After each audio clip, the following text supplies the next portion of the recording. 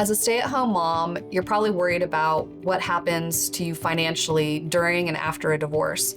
Well, during a divorce, we can find opportunities to help with paying the bills and things like that. After the divorce, I think alimony is often a big consideration, whether or not they can get alimony, how are they going to survive financially. In some cases, we have to help our clients come to the realization that they have to get a job and get back into the workforce in order to get back on their feet.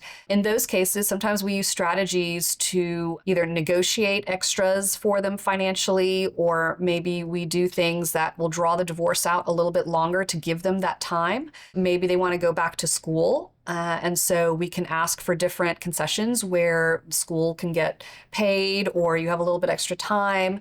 Health insurance too. While there's no duty to continue to provide health insurance after the divorce, there should be a continuation during the divorce process because you're still married. We usually build on those different strategies. There's a temporary versus an after divorce permanent kind of solution. I think planning is a woman's best ally as far as figuring out what life after divorce is going to look like. We're happy to help with that and figuring out what a custom plan looks like for you. Can the fact that you're a stay-at-home mom be used against you in your custody battle? Well, first of all, I don't want to call it a battle, but it is a concern of many of our stay-at-home moms who are worried that because they've been stay-at-home, now that means that they won't have custody of their kids.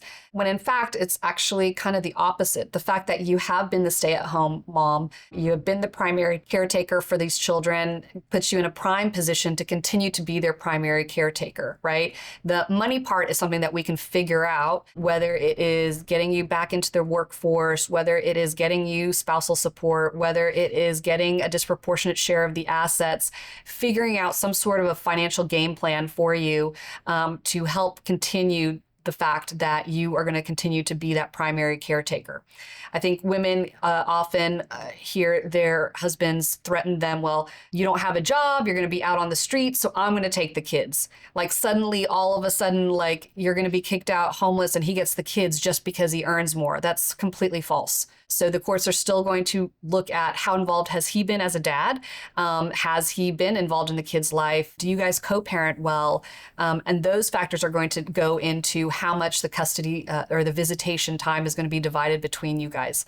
I think a lot of stay-at-home moms invest a lot of time in their children, and they're really afraid of losing that investment in their most precious thing in their lives. And so planning and preparing is going to be your best ally in helping figure that out.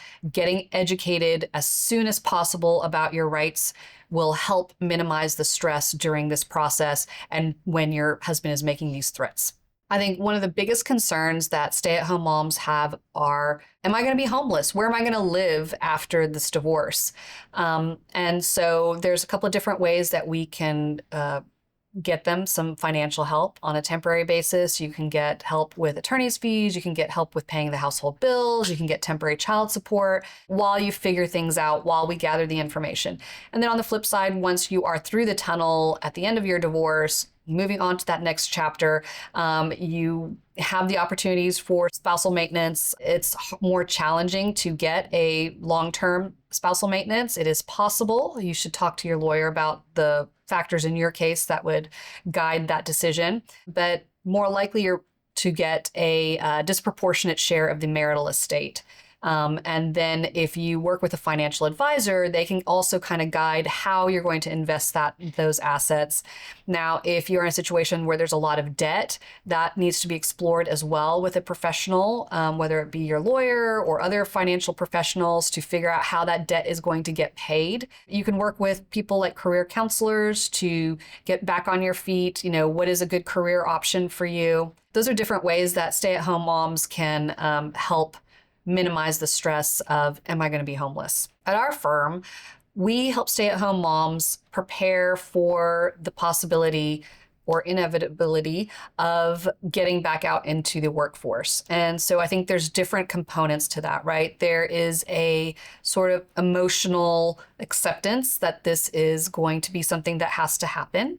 And so we encourage them to work with a counselor to work through whatever is holding them back to go into the workforce. We have career coaches and career counselors that can help them figure out what are their strengths and weaknesses and what are the job opportunities out there. We can help navigate educational requirements, where if you need a college degree or you need some skills and you need some money for that, you let your lawyer know. We work with you to kind of figure out what that looks like so we can either buy you time or get financial assets to pay for that kind of thing. And the sooner we know that stuff, the better. From a logistics perspective, those are some of the best things that you can do. If you're a stay-at-home mom who's thinking about divorce and you're worried about how is this going to affect my custody, am I going to have to go get back into the workforce? How do I plan so that I don't end up on the streets homeless and without a home? Give us a call. We would love to brainstorm your options with you and help you build out a plan. You can find us at www.familylawdfw.com.